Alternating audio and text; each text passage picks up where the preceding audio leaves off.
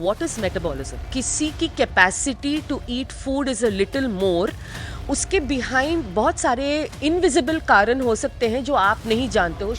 हम बाहर का गंदा चाट खा लेंगे, हम 2 कोक पी लेंगे, लेकिन मिनट प्रोटीन शेक पे आता है, ओ ये मेरे किडनी को डैमेज कर देगा। 70-75% of your calories coming from some form of carbohydrate. फिर हम उसमें जंक और शुगर ऐड कर देंगे तो और भी वो सोने पे सुहागा हो जाता है। Unfortunately that's a lot which your body is not able to handle. It will be very shocking for you to know that you can have insulin resistance for almost 10 years before you get diabetes. Wow. Suicidal ideation is possible via B12 deficiency. मुझे 90 तक नहीं जीना है, जहाँ 60 की उम्र से 90 तक मैं हेल्दी नहीं हूँ, ठीक है। मैं इससे अच्छा 70 पे तक जीऊँ, लेकिन मैं अपनी फुल हेल्थ के साथ जीऊँ। You are what you eat. ये बहुत फेमस सेइंग है जो हम बचपन से सुनते आ रहे हैं। हमारे पेरेंट्स बचपन से हमें समझाते आ रहे हैं कि खाना ठीक से खाओ, अच्छा खाना खाओ, because we literally become what we eat. हमने रिसेंटली एपिसोड किया था न्यूट्रिशनिस्ट रायन फर्नांडो के साथ, जिसमें कमेंट सेक्शन में से आप में से कुछ लोगों ने मेटाबॉलिज्म के बारे में डिस्कशन छेड़ा। You wanted to know more about metabolism, क्योंकि मेटाबॉलिज्म का कनेक्शन है आपके खाने को एब्जॉर्ब, उससे आप कितना कर पाते हो, कैसे आप उसको डाइजेस्ट कर पाते हो। आज के इस एपिसोड में I speak to Sangeeta Iyer, who is a metabolism coach and practitioner, and she is going to share light on what metabolism is. ये होता क्या है, ये कैसे काम करता है, बॉडी में कौन कौन सी रिदम्स होती हैं, कौन से फैक्टर्स हैं जो मेटाबॉलिज्म को ख़राब करते हैं, कौन से फैक्टर्स हैं जो उसे इम्प्रूव कर सकते हैं, किस तरह की डाइट एक अच्छा मेटाबॉलिज्म को प्रमोट कर सकती है, और भी बहुत सारी इन डेप्थ बातें। हमने वेट लॉस और वेट गेन को रिलेटेड भी कुछ बातें इस एपिसोड में कवर करने की कोशिश की है। So please do watch it till the end to understand कि आपकी बॉडी में जो मेटाबॉलिज्म एक बहुत इंपॉर्टेंट फंक्शन है वो कैसे काम करता है, क्योंकि जब आप इसकी नॉलेज लेंगे तो आप अपनी लाइफ को ट्रांसफॉर्म कर पाएंगे। माय नेम इज़ शोभा राणा। मैं एक इमोशनल इंटेलिजेंस और माइंडसेट कोच हूँ, और साथ ही साथ इस पॉडकास्ट की क्रिएटर और होस्ट भी हूँ।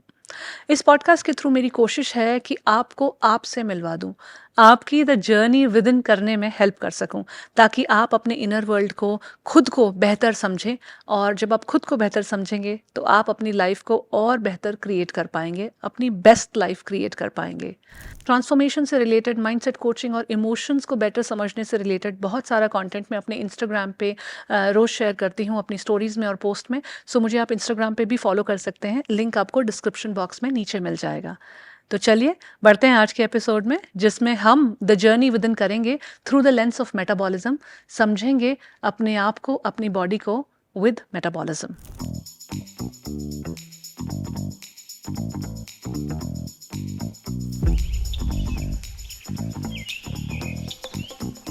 Thank you for having me, Shobha. Very nice to meet you. Very nice to meet you as well, Sangeeta. और I'm so excited about this conversation ji, because metabolism as a concept इतना misunderstood है। हमने ये सुना है that we are what we eat. उससे conversation evolve होगी कि we are what we eat but we are what we digest. ठीक है, वहां तक समझ में आ गया कि सिर्फ खाने से काम नहीं चलेगा, उसको डाइजेस्ट भी करना पड़ेगा। फिर एक अगली कॉन्वर्जेशन इन्वॉल्व हुई कि we are also not what we digest, we are absorb. What we absorb out of बिल्कुल। That digestion. तो ये भी समझ में आ गया कि अब्जॉर्ब क्या कर रही है बॉडी, वो भी समझना जरूरी है। So let us start from the very beginning, because metabolism is the central process जो ये सब गवर्न कर रहा है कि फूड इंजेशन से लेके, डाइजेशन से लेके, एब्जॉर्प्शन तक हो क्या रहा है। सो प्लीज हेल्प मी एक अंडरस्टैंड। और एस्पेक्ट भी है, how it also manages waste, वो भी है। Correct, okay, so correct. First and foremost ये वर्ड मेटाबॉलिज्म जो है ना, इसको बहुत लूजली यूज किया जाता है। सबसे पहले हमें समझना चाहिए कि मेटाबॉलिज्म का मतलब क्या है, व्हाट इज मेटाबॉलिज्म, ठीक है। सो इसको थोड़ा मैं इंग्लिश में ही बोलूंगी, it's a scientific definition. So it is the sum total of chemical reactions, specifically biochemical reactions, that occur in a living organism's body to keep it alive. ठीक है, this is basically the definition of metabolism. There are इसमें 3 parts involve है। फर्स्ट and फॉरमोस्ट, जो हम खाते हैं वो फूड से एनर्जी निकालना, ये बहुत इंटरेस्टिंग है, आपकी बॉडी को पता नहीं है कि आप रोटी खा रहे हो या वाइट शुगर ले रहे हो, आप पनीर ले रहे हो या आप चिकन खा रहे हो. Your body doesn't recognize foods, it recognizes the molecular form of food. अच्छा, ये सिर्फ टेस्ट के लिए जो हम खा रहे हैं वो सिर्फ जबान को ये पता है कि आप क्या खा रहे हो. एग्जैक्टली आपकी बॉडी को glucose, amino acid, free fatty acid ये समझ में आता है. आपकी बॉडी को आलू पराठा वर्सेस ढोकला नहीं समझ में आता है. ओके. सो मेटाबॉलिज्म के अगर बहुत ही डीप टॉपिक है, लेकिन अगर समझना चाहें तो इसको ये तीन तीन चीजें में बांट सकते हैं हम इसको. फर्स्ट एंड फॉरमोस्ट, जैसे मैंने बोला, आप जो खा रहे हो उस फूड से एनर्जी एक्सट्रैक्ट करके वो एनर्जी सेल को प्रोवाइड करना, नंबर वन. फिर वो फूड्स को रिकॉग्नाइज करना जो एक तो एनर्जी है और एक जो बिल्डिंग ब्लॉक बनते हैं, like amino acids from protein. Okay. और तीसरा, ये सब प्रोसेस होने के बाद आपका बॉडी एक मेटाबॉलिक वेस्ट भी क्रिएट जनरेट करता करता है. है. उसको मोस्ट एफिशिएंटली कैसे एक्सपेल करना. ठीक है. फर्दर इसके दो पार्ट्स हैं, एक है एनाबॉलिज्म और एक है कैटाबॉलिज्म. कैटाबॉलिज्म. राइट. आपने कहीं न कहीं जिम ट्रेनर्स ये काफी यूज करते ये हैं हमने ये टर्म साइंस को. की किताबों में पढ़ा था, I think 7th 8th standard में. एग्जैक्टली. कैटाबॉलिक एंड लेकिन हम इसको कैसे ट्रांसलेट करना चाहिए हमारे रोज की लाइफ में हम भूल जाते हैं. Anabolism is basically to be, अगर मैं सिंपल शब्दों में बोलूं, it is a process of growth जो हमारे प्यूबर्टी में होता है और जो normally on a day to day basis it is a process of growth. Catabolism वो होता है, it is a process of break down and repair, जो हम हर रोज करते हैं. पता है कब? जब सो रहे होते हैं. Right. So right. This is the entire process of metabolism. So जब आप सुनते हो, and I make it very relatable, कि मेरी मेटाबॉलिज्म स्लो है, मेरी मेटाबॉलिज्म फास्ट है, it is actually a very incorrect way of saying, but I do understand. जब आप ये बोल रहे हो, there is something in this entire process जो अलाइंड नहीं है. यू नो, जेनेरिक जो अंडरस्टैंडिंग है इस कॉन्सेप्ट की वो ये है कि कुछ लोग हैं वो बहुत ज़्यादा खाना खाते हैं. और वो मोटापा नहीं होता. और मैं बुफे देखती हूँ तो मैं मोटी हो हाँ, जाती मैं हूँ. पानी भी पीती हूँ तो मैं मोटी हो जाती हूँ.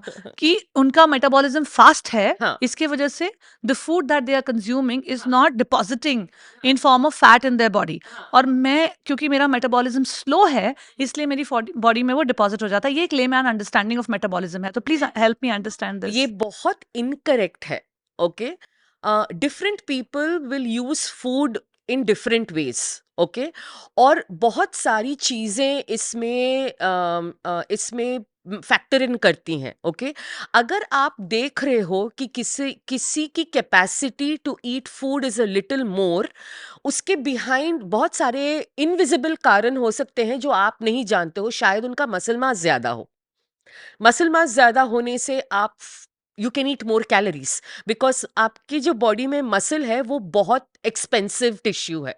Okay.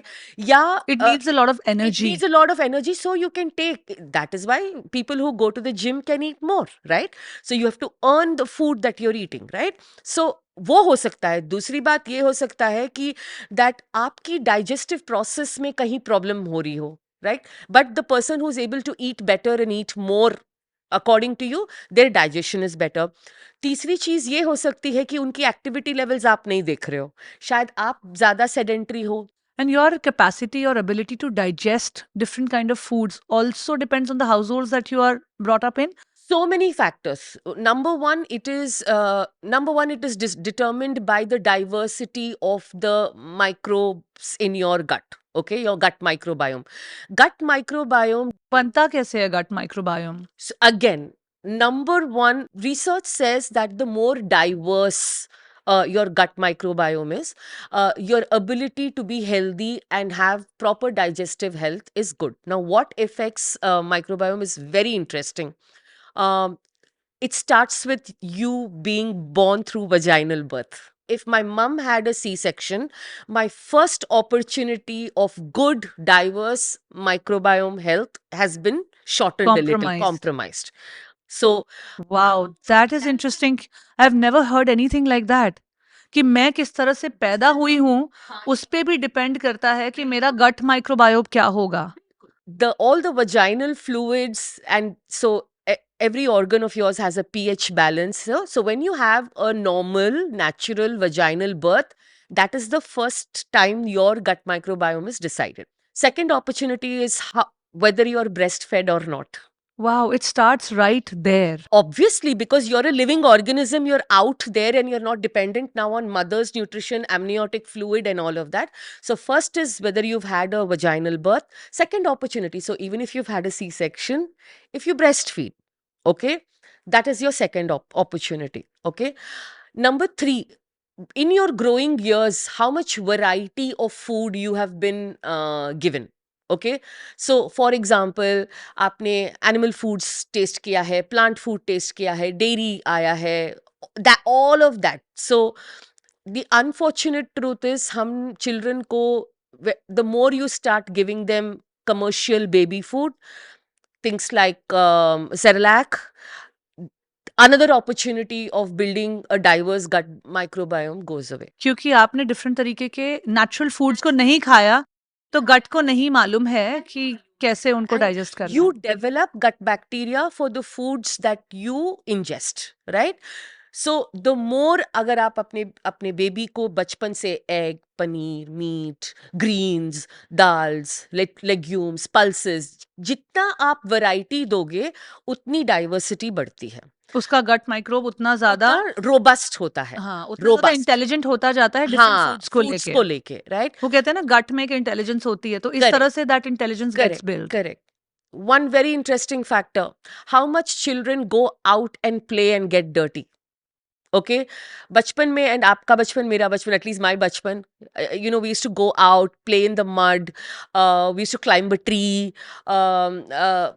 So how much you go out and play with nature, there is an soil. So the soil interaction of the human body with the soil, with the mud, builds a robust gut microbiome, which we have forgotten. So I want to come back to a very important point. There is a difference between hygienic and being clinically क्या बोलते हैं उसको, sanitized. The more sanitized you are, the more you wipe away along with the bad bacteria. I understand why you're doing it. You want to keep your baby safe. You also wipe away good bacteria.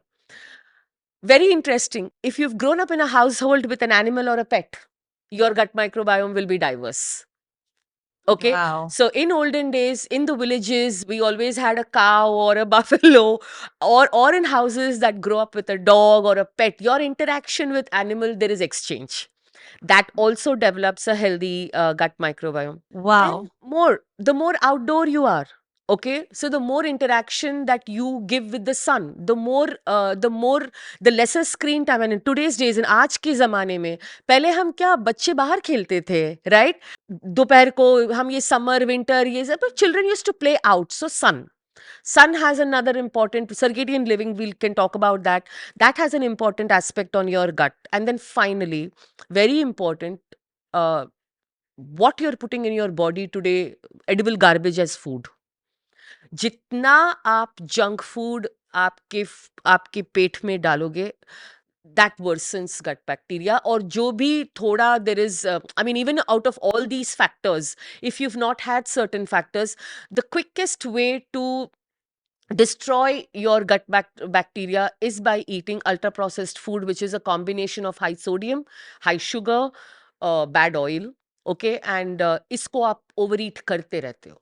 So right from the time you're born, how you interact with your environment, what is the soil around you, what are the other species you're growing with, whether you have been breastfed, how long you have been breastfed, what is the diversity of foods that you've been fed. Are you in a household where you've been only been given mashed dal chawal and dahi chawal and mashed potato, or are you being allowed to experience different foods like eating a carrot or biting or chewing on a bone or a piece of meat?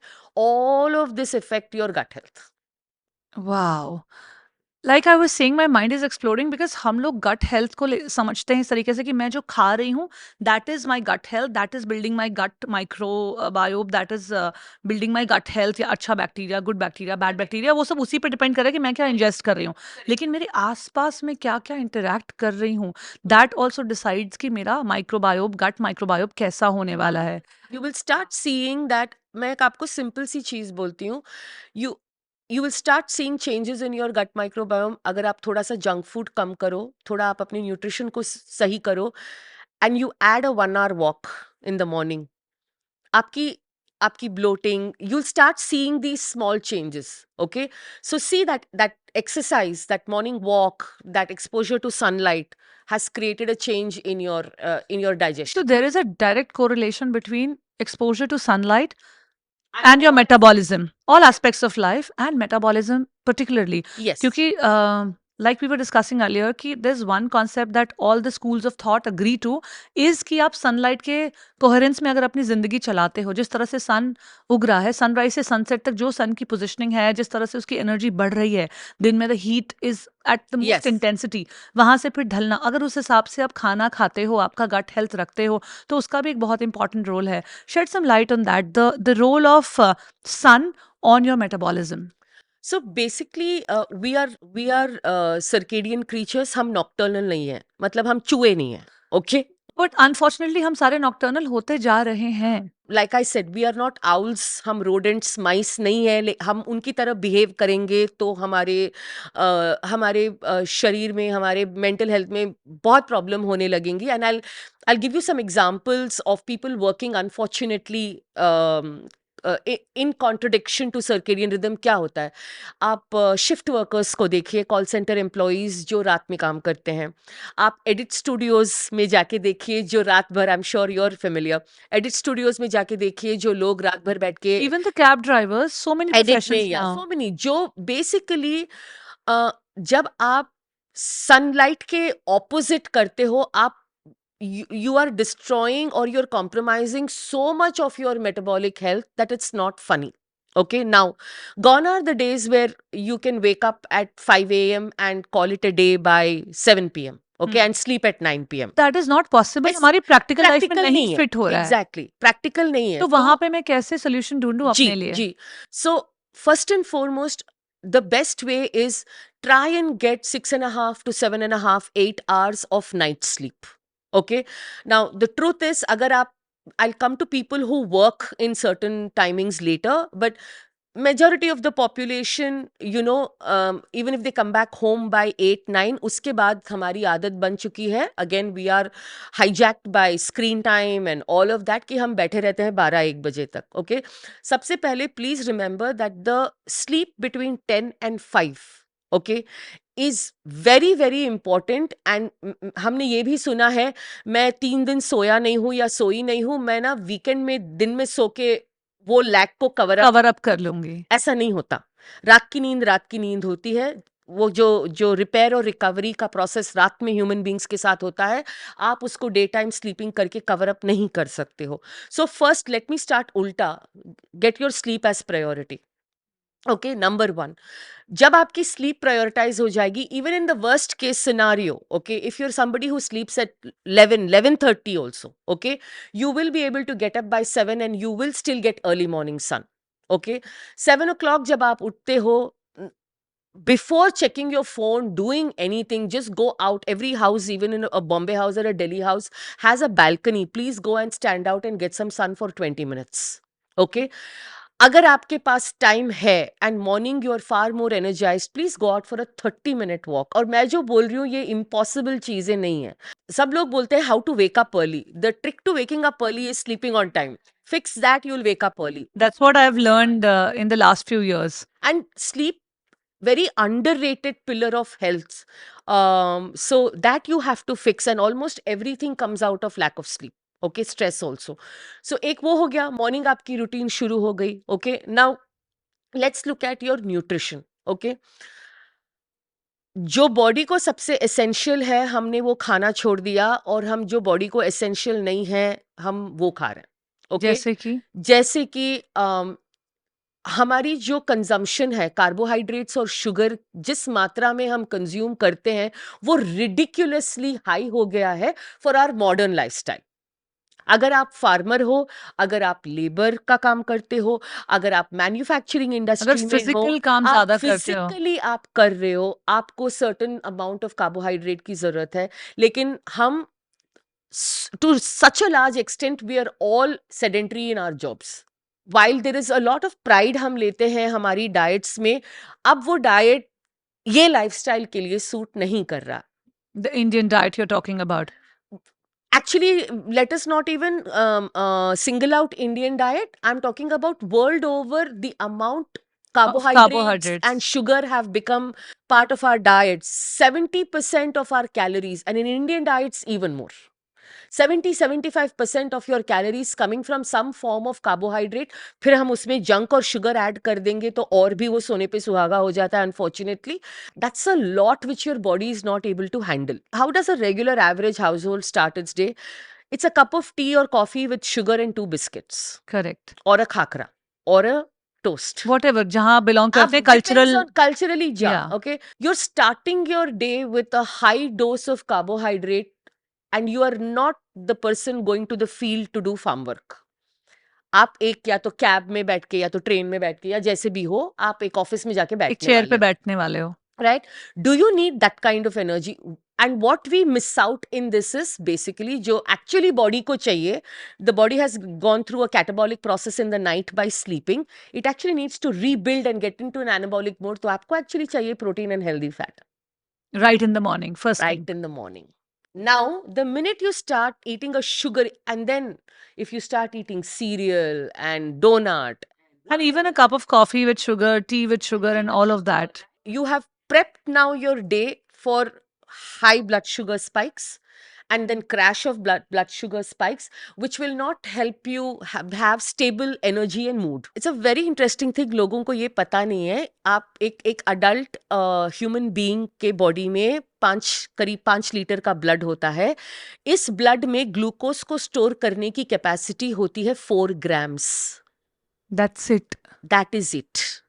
That Okay? is it. और हम लोग एक चम्मच में 25, हाँ. 25, 40 ग्राम So, sugar खा how लेते much हैं. is 4 grams of sugar of glucose in your blood is 1 teaspoon. 1 teaspoon is 4.2 grams as a measure. Okay? So that is the capacity of your bloodstream. अब आप अगर बॉडी को junk food पे junk food, फिर carbohydrate heavy diet, फिर कोलाज और ये सब दे रहे हो, there is a particular hormone called insulin which is released by your pancreas. Insulin के बहुत सारे काम है, one of the main things it does is to clear the excess glucose from your blood stream because it's very dangerous. क्योंकि body blood आपका सिर्फ 4 grams ही ले सकता है. उसके ऊपर होता है तो इट इज कॉल्ड हाइपरग्लाइसीमिया. हाँ. उसके नीचे होता है तो हाइपोग्लाइसीमिया. तो मतलब बॉडी इंसुलिन को बोलती है कि हटाओ इसको हटाओ. और ये बहुत टाइटली कंट्रोल्ड प्रोसेस है. ठीक है. पर जब आप इस तरीके से खाते रहते हो, आपके पैनक्रियास इंसुलिन प्रोडक्शन और इंसुलिन रिलीज को बहुत रैम्पेंट करती है. और ये हम करते हैं एक दिन 2 दिन नहीं, day in day out. Some people we do it for decades. Finally हम एक सिचुएशन पे आते हैं जब बॉडी होता है इंसुलिन रेजिस्टेंट. मतलब क्या, अब बॉडी में इतना इंसुलिन तैर रहा है, मतलब your body is in saturated with so much insulin that now your pancreas is struggling with producing more insulin. On top of that, there is so much insulin in your body. Now this will start giving certain signs. Okay, अब insulin resistance के signs physically और फिर अब मैं mentally बोलती हूँ. ठीक है. फर्स्ट एंड फॉरमोस्ट, आप इतना शुगर ले रहे हो, इतना इंसुलिन हाई है, you will start noticing irregular bowel patterns and digestion issues. Okay, you will not be able to have a consistent digestion pattern because of so much sugar in your body. मतलब आपने देखा होगा कुछ लोग multiple times जाते हैं, या कुछ लोग their stool formation okay is not consistent. Ideally if you're eating a good nutritious diet, आपकी stool formation एक certain time पे और एक certain consistency रहती है. First sign, but we take it very easily. एक दिन डायरिया रहना, दूसरे दिन कॉन्स्टिपेशन रहना, कलर चेंज होना. I am sorry, this may seem like too much information, but it's important information, right? And हमने इस चीज को नॉर्मलाइज कर दिया है. सो आपको सबसे पहले ये होगा. दूसरा very common is heartburn, bloating. ठीक है. लोग बहुत मुझे बोलते हैं कि जब मैं खाना खाती हूँ सवेरे तो मेरा पेट ठीक रहता है, लेकिन मुझे जैसे जैसे दिन ढलता है प्रोग्रेसिव ब्लोट हुए जाता है, until I go home and again pass a bowel movement मेरे को ठीक नहीं लगता. All these are not normal. So first is your digestion. Second, when insulin resistant, क्या what has happened, you have changed the hormone profile, right? आपने अपनी insulin hormone एक तरीके से एक क्वांटिटी से होनी चाहिए थी, आप अपने ईटिंग से इसको कर दिए हो। क्योंकि बॉडी को तो क्लीन करने का काम करना है। करना ही है, because the body is only concerned and it is very smart, it is concerned about survival. Okay, it wants to survive and it will do everything to survive. तो बॉडी का अपना इंटेलिजेंस, उसको ये पता है कि मुझे सिर्फ 4 ग्राम ही मेरे ब्लड स्ट्रीम अलाउ कर रहा है। हाँ, तो अगर उससे ज्यादा आप उसको दे रहे हो तो उसको ये इंटेलिजेंस है कि मुझे सब हटाना है मुझे हटाना और है उसके लिए मुझे इंसुलिन देते जाना है, देते जाना है, देते जाना है। तो आपका पैनक्रियास भी ओवरवर्क्ड है। टिल अ पॉइंट कि अब वो नहीं दे पाता। अब आपके लिवर्स, आपने इतना खाया, आपने, नाउ यू विल से पर ग्लूकोज यूज भी तो होता है, करेक्ट, ग्लूकोज यूज भी होता है, but it is not being used at a rate at which you are eating it. Now let's come to ये, आप, मैंने आपके थोड़े गट के सिम्टम्स बता दिए, you slowly start seeing the worsening of the गट।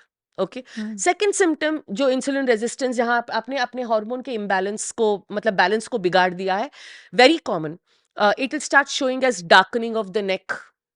लोगों को लगता है कि वो मैल है, नेक या टैन है, वो टैन नहीं है, darkening of the neck. Okay, you will start finding small skin what's in the neck area, men see it a lot, men develop insulin resistance far earlier than women do.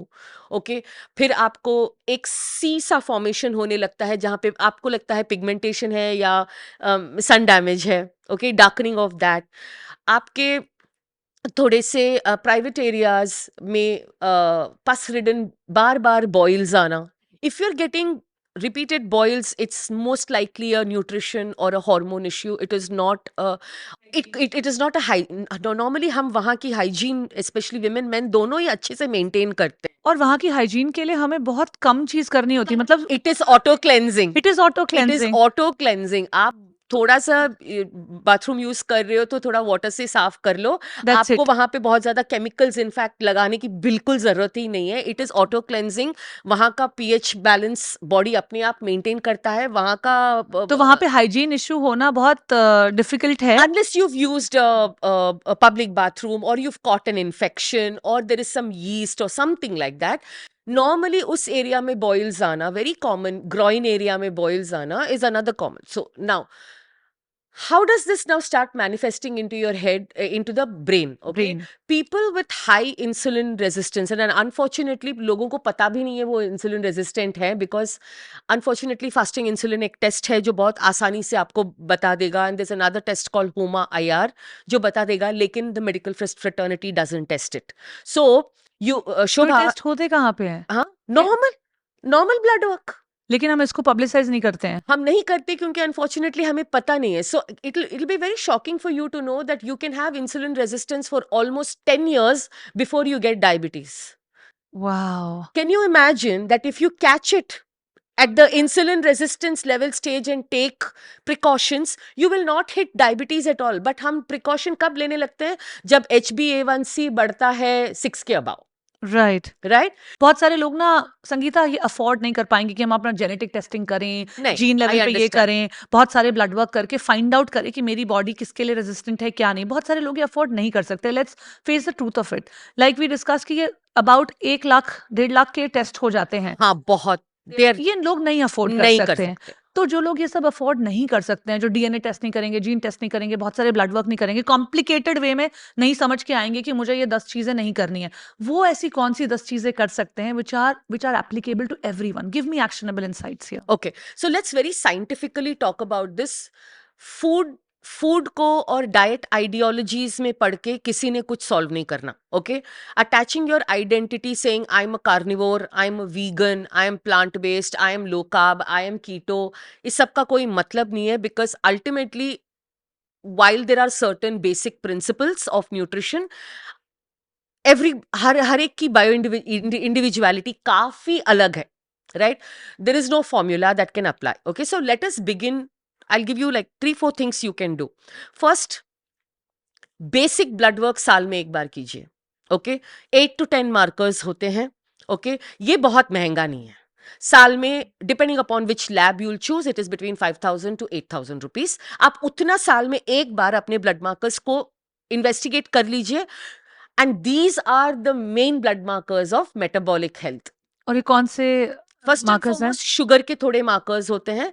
So your fasting insulin, HbA1c, fasting blood sugar, post prandial मतलब 2 घंटे के खाने के बाद आपके sugar markers, okay, ये सब control में होने चाहिए. नाउ कंट्रोल मतलब क्या?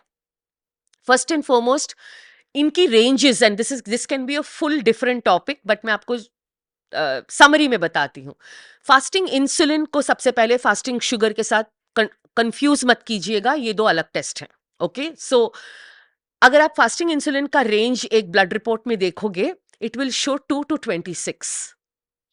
That is a That's so huge. Exactly. आप, this is why people don't Come to know. come to know when they have कब insulin गड़बड़ हो गई है. resistance. Okay, so Mm, the healthiest fasting insulin number is a single digit number.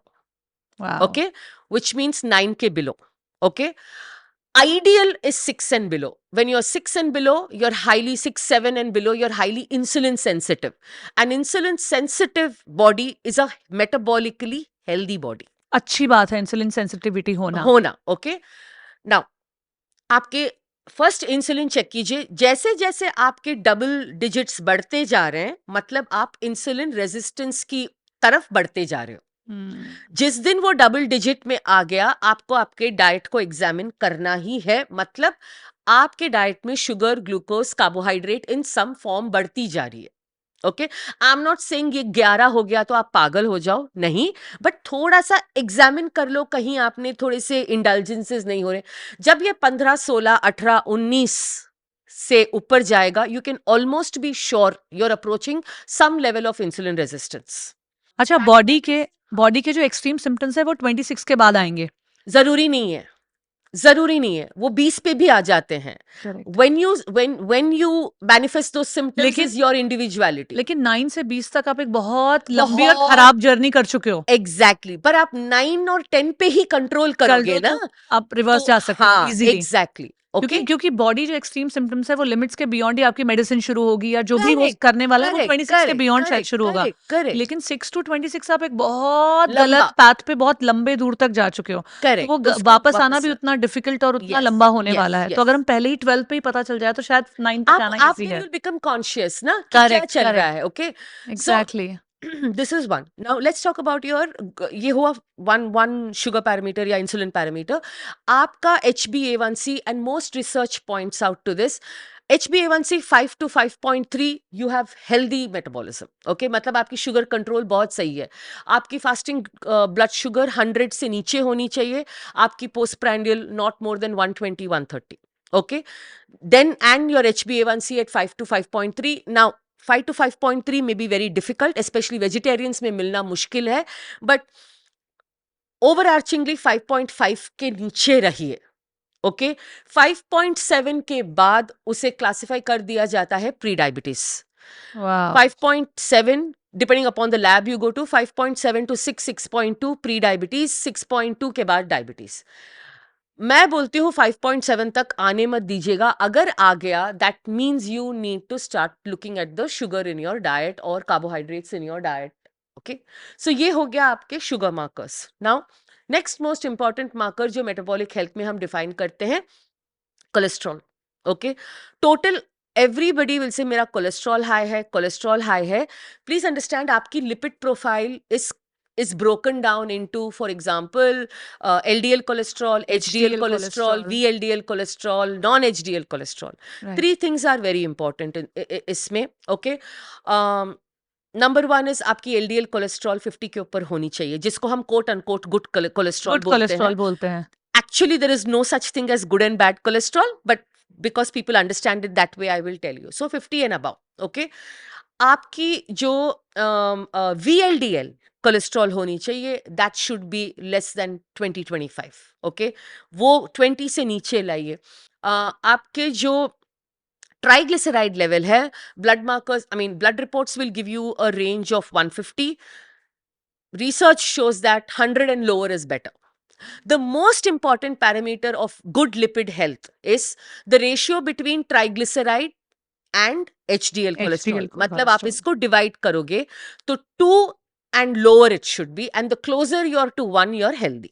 Okay, now लोग बोलेंगे Sangeeta is not addressing the elephant in the room, which is LDL cholesterol. LDL cholesterol. I will address the elephant in the room. LDL cholesterol is subject to all these other parameters. Okay? आपकी insulin control कैसी है, आपकी sugar control कैसी है, आपकी height to waste ratio क्या है, which means that how much central obesity do you have, आपके एपॉब नंबर्स क्या है, आपकी जेनेटिक फैक्टर क्या है. Okay, but under no circumstance that you should compromise on all of this and aim for LDL cholesterol to be 100 or below. Up, you're understanding? Right. So there is never one single factor that affects your health. It is a combination of factors. Now, if all of these factors are bad and your LDL cholesterol, which I just discussed, HDL, triglyceride, height to waist ratio, fasting insulin, HbA1c, if all these are on a downward, on a bad trajectory and your HDL is rising, it is a sure shot cause for concern. But if all these factors are fine and your LDL is slightly elevated, like मेरी LDL हमेशा 120 130 आती है because I predominantly eat meat and fat. Okay, not so much of a concern. So again, it depends upon, but to say जो एक और narrative है that LDL cholesterol doesn't matter at all, that's wrong. That is not good, that is not right. Okay, so ये हो गया आपका cholesterol. Next आ जाते हैं पैरामीटर पे, लिवर. ओके, सो एक था शुगर पैरामीटर, एक था इंसुलिन पैरामीटर, एक था कोलेस्ट्रॉल पैरामीटर. अब आते हैं लिवर पैरामीटर्स में. लिवर में you should have a healthy functioning liver, मतलब there should be no, if you do a sonography you will know, और लिवर प्रोफाइल में 3 इंपॉर्टेंट एंजाइम्स हैं जिसको SGOT, SGPT, GGT के नाम से जाना जाता है.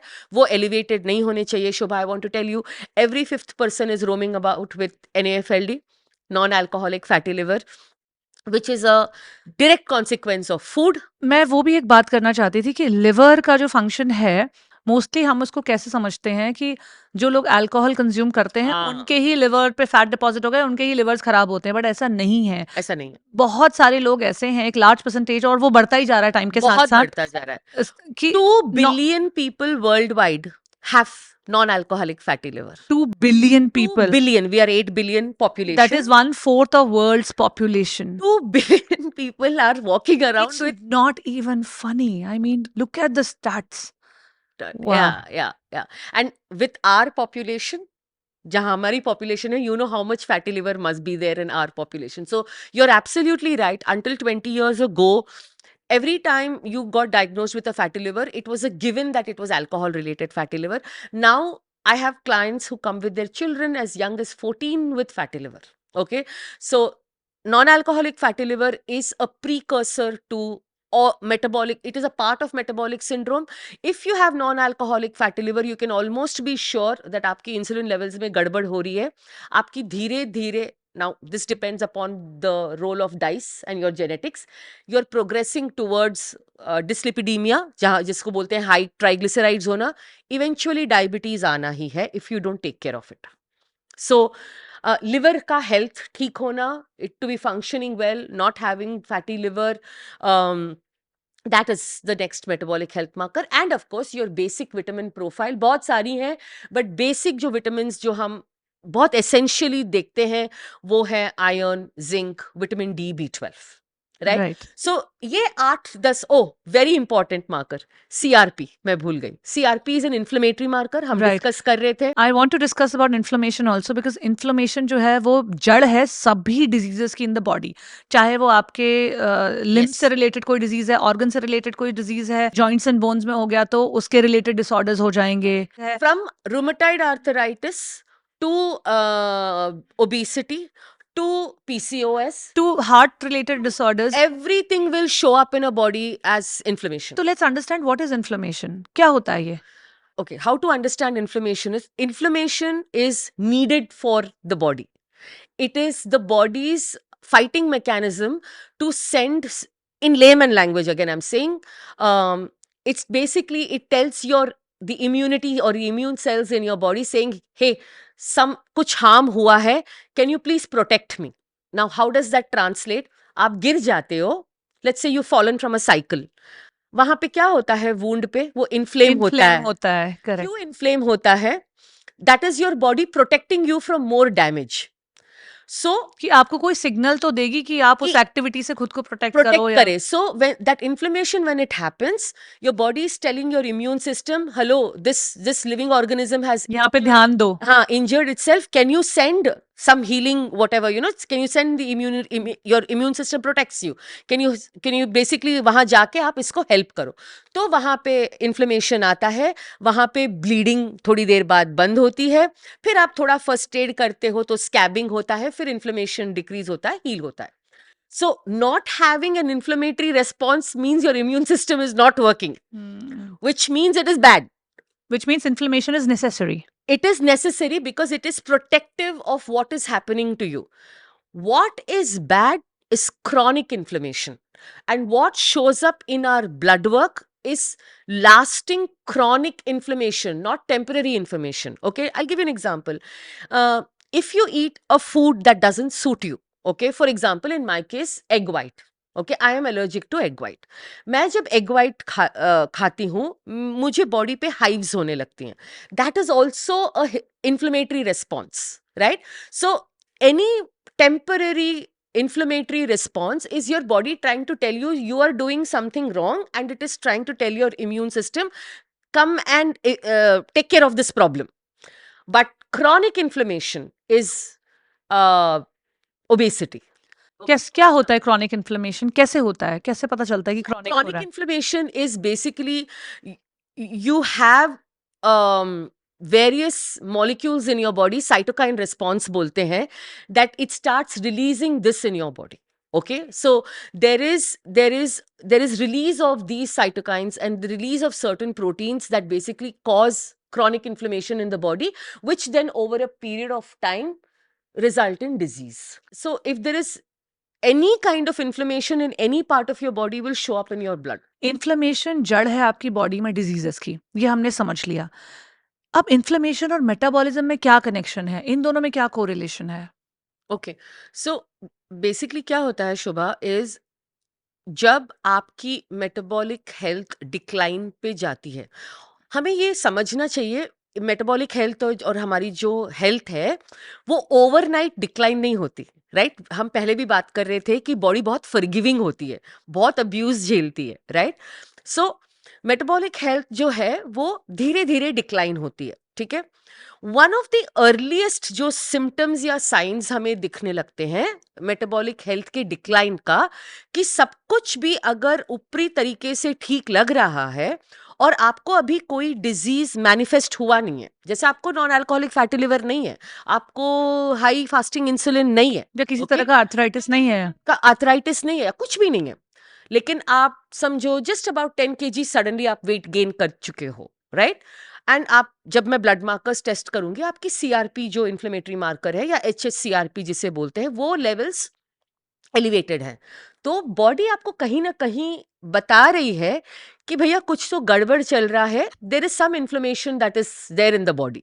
Okay, it will be very intelligent at that point आप उसको करेक्ट करें, क्योंकि जैसे जैसे वो इन्फ्लेमेशन लेवल बढ़ता जाएगा, आप उसको मेटाबॉलिक सिंड्रोम या मेटाबॉलिक डिजीजेस में मैनिफेस्ट करते जाओगे अगर आपने उसको एड्रेस नहीं किया.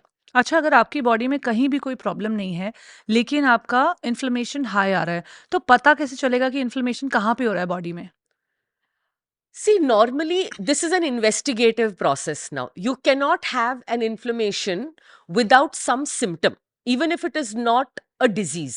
I'll tell you an example. अगर आपको IBS diagnose नहीं हुआ है, ओके, फॉर एग्जाम्पल, लेकिन आपको सिर्फ जैसे एसिड रिफ्लक्स या एसिडिटी, या आपको बार बार जेलुसिल लेना पड़ रहा है, या आपको लगता है जलन हो रही है, इनो पी रहे हो, okay, this is a symptom. Not necessarily आप सोच सकते हो कि कल कुछ मसालेदार खाना खाया मैंने, ओके, फॉर एग्जाम्पल. ये बहुत रूडिमेंट्री एग्जाम्पल दे रही हूँ जो सब समझ सकते हैं.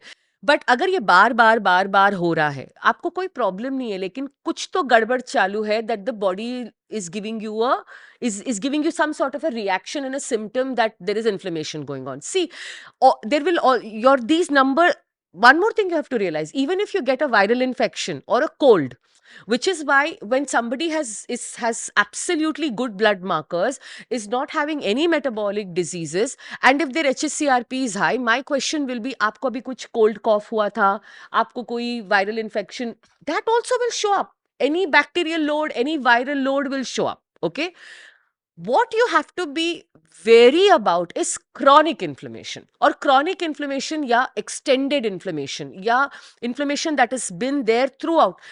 इसका symptom होना ही होना है. There is nobody who will, it will show up in fatigue, it will show up in body ache, it will show up in no zest for life, it will show up in many ways, it will show. If anything is going against normalcy of your body, normally आपको जैसा feel करना Yeah. चाहिए उसके against आप कहीं भी physically ऐसा feel कर रहे हो, मेंटली ऐसा फील कर रहे हो, इमोशनली ऐसा फील कर रहे हो, तो वो सब सिम्टम्स हो सकते हैं इन्फ्लेमेशन होने के. In fact stress is an inflammation induced problem. Absolutely. आप ये इमोशनल हेल्थ की बात कर रहे हो ना, I want to tell you, you know, B12 और विटामिन डी की डेफिशिएंसी से कितने लोग इमोशनल प्रॉब्लम्स गो थ्रू करते हैं. Right. Suicidal ideation is possible via B12 deficiency. Depression is possible via vitamin D and B12. That is why in the countries जहाँ पे sunlight कम होता है वहाँ पे लोग ज्यादा प्रोन टू डिप्रेशन होते हैं. Depression, exactly. Exactly. सो हर exactly. एक चीज का इतना इंपॉर्टेंट रोल Yeah, आपकी लाइफ में yeah. प्ले हो रहा है, Yeah. That we have to understand. हम इमोशनल प्ले की बात कर रहे थे, पहले भी बात कर रहे थे कि किस तरह से आपके मेटाबॉलिज्म से डायरेक्टली रिलेटेड है. यू नो, स्ट्रेस जो कि हमारे इमोशनल इश्यूज या डिसऑर्डर्स जो यूजुअली आते हैं स्ट्रेस रिलेटेड होते हैं, मेंटल फटीग होता है, लाइफ में एक इंटरेस्ट लूज कर देना होता है, यू नो, एक चीयरफुलनेस खत्म हो जाना, ये सब आपके इनसिक्योरिटीज बढ़ जाना इमोशनल डिसऑर्डर्स हैं. बट ये सारे भी आपके कहीं ना कहीं मेटाबॉलिज्म और गट से कनेक्टेड है. तो और गट खाने से. Brain Correct. गट तो खाने से ही आपका जो आप Yes, डाल रहे हो उसी yes, से एब्जॉर्ब हो yes, रहा है, उसी से yes, डाइजेस्ट हो रहा है, yes. उसी से बन रहा है. तो ये सब चीजें इतना इंटरकनेक्टेड है, हमें समझना पड़ेगा. क्योंकि जो नॉर्मल अंडरस्टैंडिंग हमारी है ना, वो ये है संगीता, कि अगर मुझे स्ट्रेस हो रहा है तो मेरे को जॉब से हो रहा है, मुझे मेरे रिलेशनशिप में गड़बड़ हो रही है वहां से स्ट्रेस आ रहा है, मुझे मेरे एनवायरमेंट से स्ट्रेस आ रहा है, न्यूज से स्ट्रेस आ रहा है. बट आपको स्ट्रेस आपके मेटाबॉलिज्म से भी आ रहा है. Please Yes. Understand that is what I think we are highlighting also in this Correct. Episode. We cannot deny the fact that there are career related stress. We cannot deny the fact that there is children related stress, emotion, relationship related stress. I feel that if you keep your nutrition and exercise proper, ये जो stresses हैं जो आना ही है, you're better equipped to handle it. क्योंकि शायद आप अपना इंटरनल स्ट्रांग रख रहे हो तो एक्सटर्नल हैंडल कर लोगे. ओके, आपकी सब चीजें अच्छी चल रही हो लेकिन हेल्थ खराब हो, कोई भी चीज मैटर नहीं करती. लेकिन हेल्थ ठीक हो, you can face external challenges. Yeah, that's what Right? they say, na. You have 100 problems in life, and one health problem comes and it tells you that only thing important is your body. A healthy man, a healthy man can have 100 problems which don't matter. A sick man has only one problem, and that is the only thing that matters. ठीक है. So I want to go back कि हम audience को या viewers जो भी हैं जब देखेंगे, बता रहे थे कि मैंने बता दिया आपके बेसिक मार्कर्स क्या कहाँ से हैं? शुरू करना चाहिए. हम्म. आप बोलेगे ना कहाँ श्री गणेश हो हमारा, तो वहां पे सबसे पहले आपके ब्लड मार्कर्स आप स्टार्ट करो. अच्छा, हमने माइक्रो न्यूट्रिएंट्स के बारे में बात नहीं की, उसका क्या करें? The reason you eat, when you eat a large portion of vegetables and fruits and your macronutrients from the right sources, तब आपकी micronutrients automatically आ जाती हैं. So I'll give you an example. अगर आप seasonal local berries खाते हो तो आपको एंटीऑक्सीडेंट्स मिलते हैं. अगर आप सीजनल फ्रूट्स जैसे ऑरेंज, सिट्रस फ्रूट्स, आपको विटामिन सी मिलती है. ठीक है. अगर आप एक ऑमनिवोरस डाइट लेते हो, when I say omnivorous, where there is a healthy inclusion of animal based food, okay, आपको iron, zinc, choline, taurine, creatine सब मिलता है, ऑल माइक्रोन्यूट्रिएंट्स. ओके. जब आप फूड ग्रुप्स को आइडियोलॉजी के हिसाब से एलिमिनेट करते हो, राइट. सो मैं वेजिटेरियन और वीगन डाइट में सबसे बड़ी कमियां क्या है? Iron, B12, zinc, creatine, collagen. आप देख रहे हो क्या हो रहा है. तो आप जितना फूड आइडियोलॉजी की तरफ जाओगे और जितना आप डिफरेंट वैल्यू सिस्टम्स को लाके, ओके, डिफरेंट मोरालिटी सिस्टम्स को लाके अपने खाने को देखोगे, आपको उतना ही सप्लीमेंट करना पड़ेगा, right right? So when you take, again I want to bring one point, Shobha, India में सब बोलते हैं हम वेजिटेरियन हैं, हम वेजिटेरियन हैं, लेकिन आपने प्लेट देखा है? We are not vegetarian, we are grainitarian और ग्रेनिवोर्स। हमारी हर चीज बनती है ग्रेन से। नाम के वास्ते हम थोड़ी सी सब्जी लेते हैं, एक कटोरी दाल, एक कटोरी दही। आप ऐसे खा के वेजिटेरियन कहाँ से बने? मतलब कम से कम आपकी 40% प्लेट तो वेजिटेबल्स हो।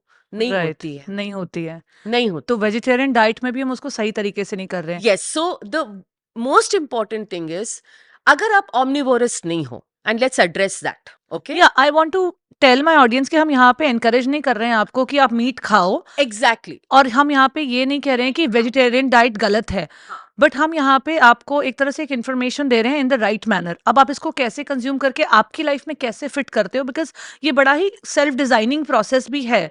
आपकी कल्चरल प्रेफरेंस क्या है, आप कैसी फैमिली में रेज हुए, आपके इमोशंस कैसे आपके फूड चॉइसेस को ड्राइव करते हैं। क्योंकि कई लोग कल्चरली ऐसी फैमिली में ग्रो अप होते हैं जहाँ पे उनको मीट कंजम्पशन नहीं है, वो वेजिटेरियन फैमिलीज हैं, लेकिन क्योंकि अब उनके इमोशंस, उनके फ्रेंडशिप्स, उनके रिलेशनशिप्स उस तरह से ड्राइव कर रहे हैं कि वो अब खाना शुरू हो गए। तो ये सब आपकी लाइफ में क्या प्ले आउट कर रहा है वो आपको देखना है। एग्जैक्टली देखिए, यहाँ पे हम द ऑब्जेक्टिव क्या है यहाँ पे, मैं ये मुझे बहुत मिलता है that she is convincing people to move towards meat. बिल्कुल नहीं, मुझे कुछ नहीं मिलता उससे।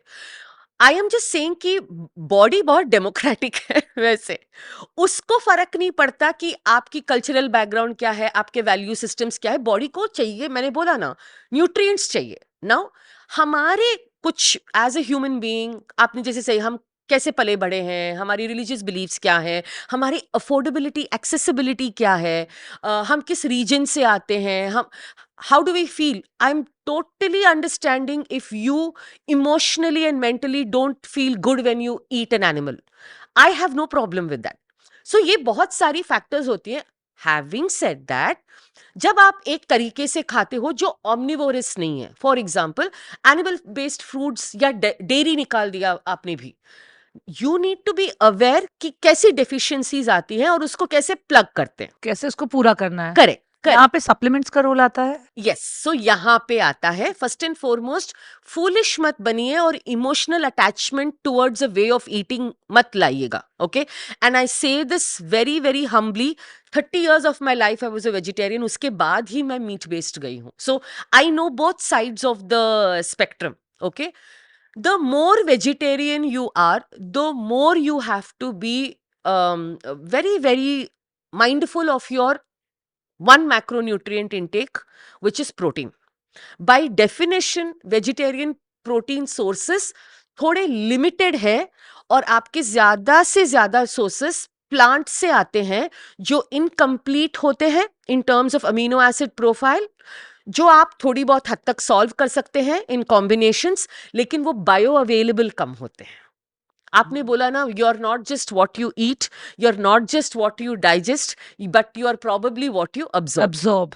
यहाँ पे आती है वो concept that even if you are eating certain amount of nutrients, जैसे मैंने अब प्रोटीन का एग्जांपल दिया, if they are not bio available to you, what is the meaning of bio available? If your body is not suited to, और if the human body can not absorb it in its complete capacity, आपको deficiencies आएंगी।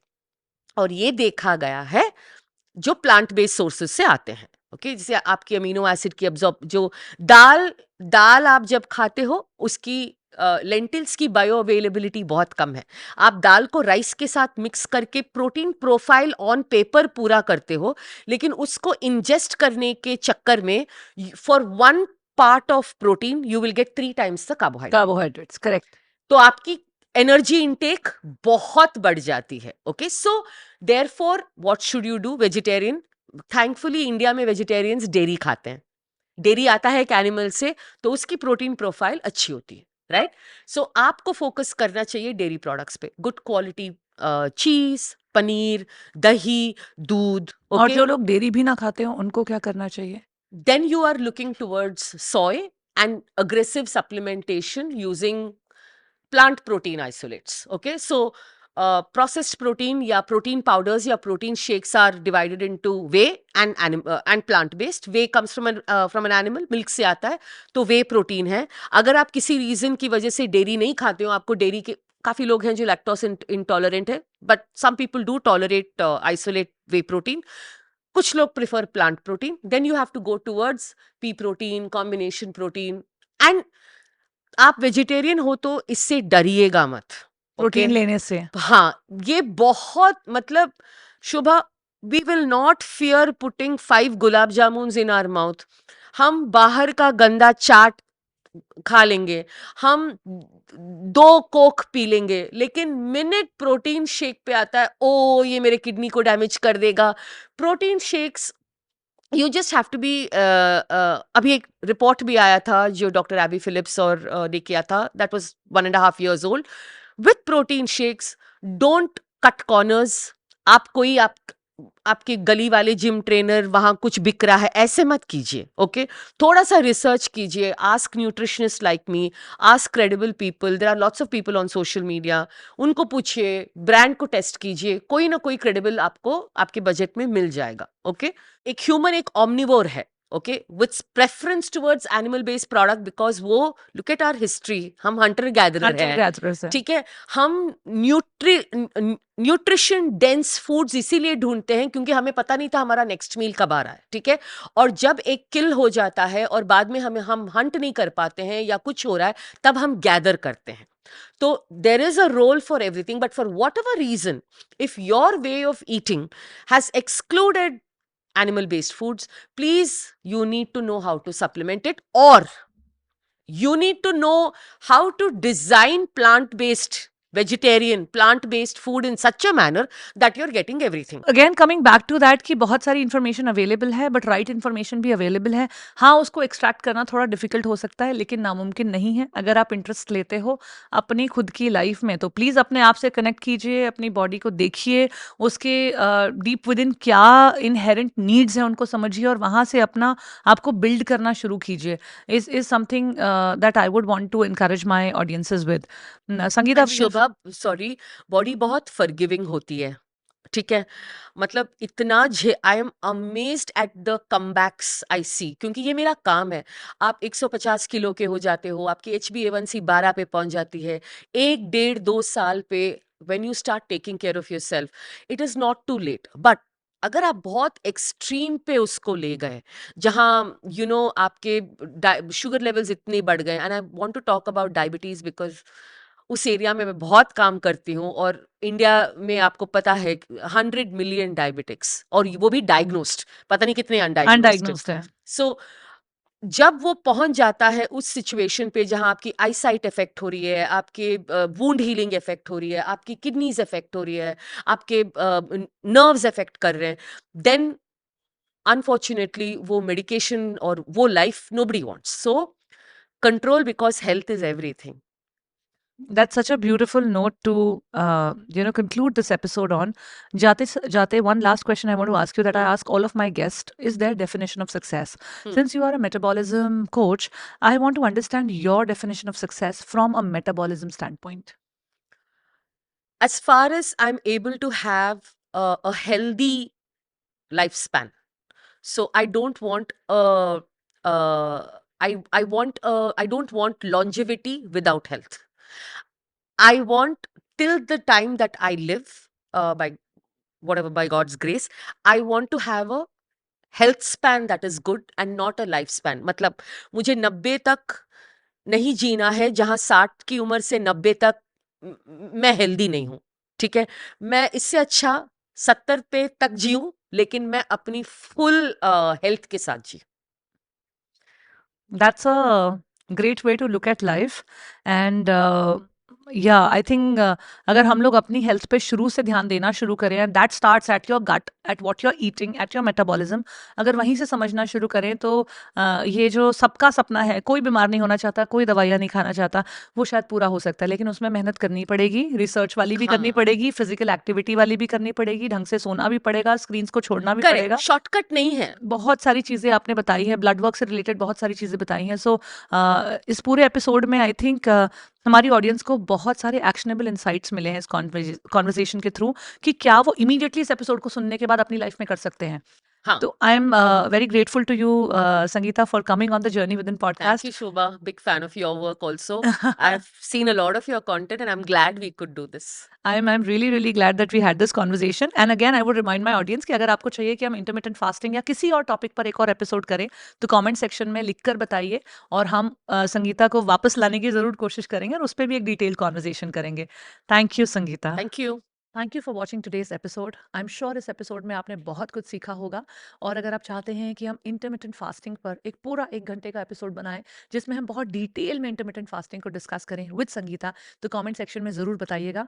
हम ज़रूर कोशिश करेंगे that we bring back her on the show and talk to her on this particular topic. और अगर आपके कोई और कंसर्न्स हैं, कोई और क्वेश्चन है, क्वेरीज हैं, उन्हें प्लीज़ कमेंट सेक्शन में लिखिए, क्योंकि वहाँ से क्वेश्चंस को पढ़ के आपके इंटरेस्ट को जान के हम अपना अगला एपिसोड या उस एपिसोड में किस तरह से बातें करें वो कंक्लूड करते हैं। Thank you once again for watching us, supporting us. I will see you in the next episode.